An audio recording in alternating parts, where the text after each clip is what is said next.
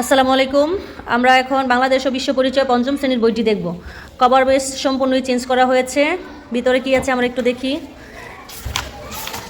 তো ভিতরের সূচিপত্রটা যদি আমরা দেখি, গত বছর 2025 সালে ছিল সূচিপত্র 12টি, সাথে ছিল নমুনা প্রশ্ন শব্দভাণ্ডার, কিন্তু এবছর অধ্যায় করা হয়েছে 16টি, আর শুধু শব্দভাণ্ডার আছে, নমুনা প্রশ্ন নাই।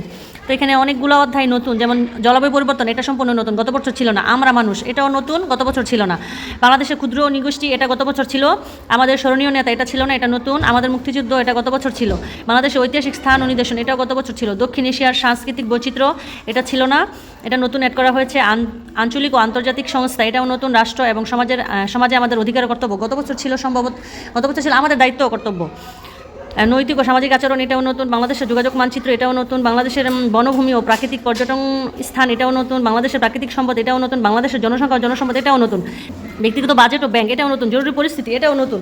বইয়ের মধ্যে অনেক নতুন নতুন ছবি অ্যাড করা হয়েছে, অনেক কিছু নতুন সংযোজন করা হয়েছে, অনেক অনুশীলনী, অধ্যায়, সব কিছুই মানে মিলিয়ে বইটা এবছর মোটামুটি নতুনই বলা যায়। গত বছরের কয়েকটা অধ্যায় শুধু অ্যাড করা হয়েছে। পিছনে নীতিবাক্য আছে, 52 থেকে 24-এর ইতিহাস এভাবে ফিরে আসবে, এই কথাটাও লেখা আছে।